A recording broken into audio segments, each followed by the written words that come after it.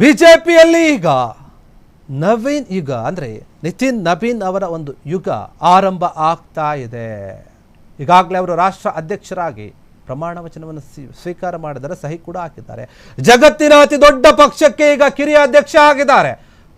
ಆ ಒಂದು ಹೆಗ್ಗಳಿಕೆ ಕೇಳಿ ಬರ್ತಾ ಇದೆ. ಬಿಜೆಪಿಗೆ ನವೀನ ಯುಗ ಶುರುವಾಗ್ತಾ ಇದೆ. ಜಗತ್ತಿನ ಅತಿ ದೊಡ್ಡ ಪಕ್ಷಕ್ಕೆ ಅತಿ ಕಿರಿಯ ಅಧ್ಯಕ್ಷರಾಗಿದ್ದಾರೆ. ಇಂತಹ ಮಹಾನ್ ಪಕ್ಷಕ್ಕೆ ಈಗ ನಿತಿನ್ ನವೀನ್ ನೂತನ ಸಾರಥಿಯಾಗಿ ಆಯ್ಕೆಯಾಗಿದ್ದಾರೆ. ಬಿಜೆಪಿಗೆ ಈಗ 46 ವರ್ಷ, ನಿತಿನ್ಗೆ ಕೇವಲ 45 ವರ್ಷ. ದೇಶದ ಪ್ರತಿ ಜಿಲ್ಲೆಯಲ್ಲೂ ಸುಮಾರು 18 ಕೋಟಿಗೂ ಹೆಚ್ಚು ಸದಸ್ಯರಿದ್ದಾರೆ. ಬಲಿಷ್ಠ ತಳಮಟ್ಟದ ಕಾರ್ಯಕರ್ತರಿದ್ದಾರೆ. ಇದರಲ್ಲಿ 20 ರಾಜ್ಯಗಳಲ್ಲಿ ಸ್ವಂತ ಸರ್ಕಾರಗಳು ಇವೆ, ಮೈತ್ರಿ ಸರ್ಕಾರಗಳು ಕೂಡ ಇವೆ. ಈ ಎಲ್ಲ ಸಂಖ್ಯೆಗಳು ಬಿಜೆಪಿಗೆ ದೊಡ್ಡ ಬಲವಾಗಿವೆ. ಅದಕ್ಕೆ ಅದು ದೊಡ್ಡ ಒಂದು ಪಕ್ಷ ಆಗಿ ಬೆಳೀತಾ ಇದೆ. ಈ ಅಂಶ ದೇಶದ ಹಾಗೂ ವಿಶ್ವದ ಅತಿ ದೊಡ್ಡ ಪಕ್ಷವಾಗಿ ಬೆಳೆಯೋಕೆ ಸಹಾಯ ಮಾಡ್ತಾ ಇದೆ.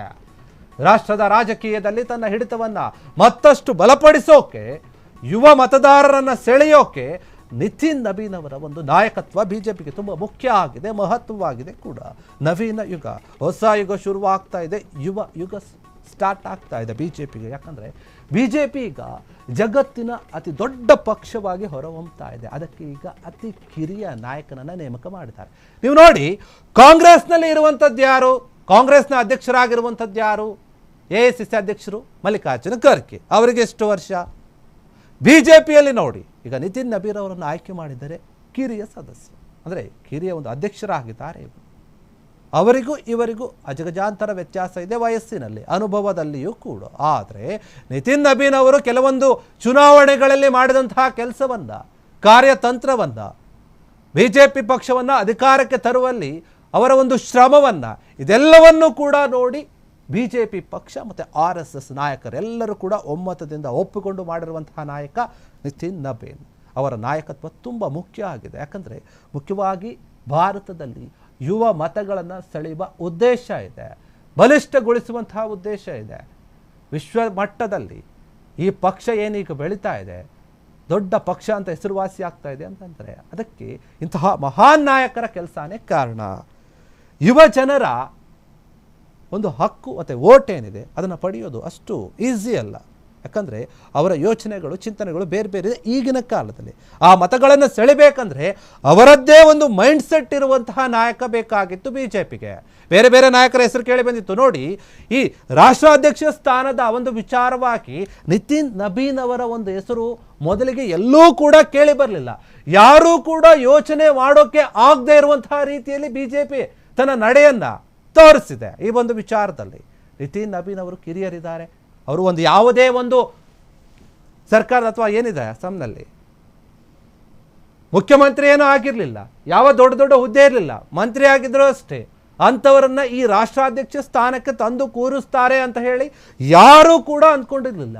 ಬಿಜೆಪಿ ಒಂದು ರೀತಿಯಲ್ಲಿ ಶಾಕಿಂಗ್ ನಡೆಯನ್ನು ನಡೆದಿರುವಂಥದ್ದು ಈ ಒಂದು ವಿಚಾರವಾಗಿ. ಹೀಗಾಗಿ ಮುಂದಿನ ದಿನಗಳಲ್ಲಿ ಬರುವಂತಹ ಏನು ಪಂಚರಾಜ್ಯದ ಚುನಾವಣೆಗಳಿದೆ, ಆ ಚುನಾವಣೆಗಳನ್ನು ಮನಸ್ಸಿನಲ್ಲಿಟ್ಟುಕೊಂಡು ಬಿಜೆಪಿ ಮತ್ತು RSSನವರು ಈ ರೀತಿಯಾದಂಥ ಒಂದು ನಿರ್ಧಾರವನ್ನು ತೆಗೆದುಕೊಂಡಿದ್ದಾರೆ ಎನ್ನುವಂಥ ಮಾತು ಕೇಳಿ ಬರ್ತಾ ಇದೆ. ದೊಡ್ಡ ಪಕ್ಷ ಆಗಿ ಹೊರಹೊಮ್ಮುತ್ತಾ ಇದೆ ಬಿಜೆಪಿ. ನೋಡಿದ್ದೀವಿ, 20ಕ್ಕೂ ಹೆಚ್ಚು ಒಂದು ರಾಜ್ಯಗಳಲ್ಲಿ ಮೈತ್ರಿ ಸರ್ಕಾರನೂ ಇದೆ, ಸ್ವಂತ ಸರ್ಕಾರನೂ ಇದೆ ಬಿಜೆಪಿದು. ಇದೇ ದೊಡ್ಡ ಶಕ್ತಿ ಆಗ್ತಾ ಇದೆ.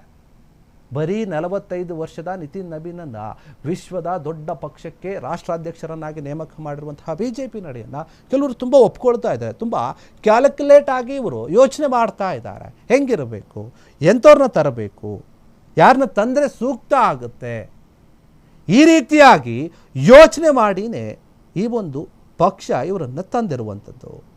ಹೀಗಾಗಿ ಈ ಒಂದು ವಿಚಾರವಾಗಿ ಏನಾಗ್ತಾ ಇದೆ ನೋಡಿ, 1980 ಏಪ್ರಿಲ್ 6ರಂದು ಬಿಜೆಪಿ ಹುಟ್ಟಿದಾಗ ಏನಾಗಿತ್ತು, ನೂತನ ರಾಷ್ಟ್ರೀಯ ಅಧ್ಯಕ್ಷರಾಗಿ ಪಟ್ಟ ಏರುವಂತಹ ನಿತಿನ್ ನವೀನ್ ಏನಿದ್ದಾರೆ ಅವರು ಕಿರಿಯರು ಅಂತ ಹೇಳ್ತಾ ಇದ್ದಾರೆ. ಬಿಜೆಪಿಗೆ ಜಾಸ್ತಿ ವರ್ಷ ಆಗಿದೆ ಅಧಿಕಾರಕ್ಕೆ ಬಂದು, 46 ವರ್ಷ, ಇವರಿಗೆ 45 ವರ್ಷ. ಹೀಗಾಗಿ ಬಿಜೆಪಿ ಇಲ್ಲಿಯವರೆಗೂ ಕೂಡ ಕಂಡಂತಹ ಅತಿ ಕಿರಿಯ ರಾಷ್ಟ್ರಾಧ್ಯಕ್ಷರಾಗಿದ್ದಾರೆ ಇವರು. ಈ ರೀತಿಯಾದಂತಹ ಒಂದು ಹೆಸರು ಕೇಳಿ ಬರ್ತಾ ಇದೆ. ಇನ್ನು ದೊಡ್ಡ ಮಟ್ಟದ ಒಂದು ವಿಚಾರಗಳಿದೆ. ಪ್ರಧಾನಿ ಏನಿದ್ದಾರೆ ಅವರು ಕೂಡ 61 ವರ್ಷ ಆಗಿದೆ, ಗೃಹ ಸಚಿವರಿಗೂ ಕೂಡ ಜಾಸ್ತಿ ವರ್ಷ ಆಗಿದೆ. ಆದರೆ ಇವರನ್ನೆಲ್ಲ ಮೇಂಟೈನು ಮಾಡಬೇಕು ಅಂತಂದ್ರೆ ಹೇಳಿ ಯಾರನ್ನೋ ದೊಡ್ಡವ್ರನ್ನ ತರ್ತಾರೆ ಅನ್ನುವಂತಹ ಲೆಕ್ಕಾಚಾರ ಇತ್ತು. ಆದರೆ ಹಂಗೆ ಮಾಡಲಿಲ್ಲ.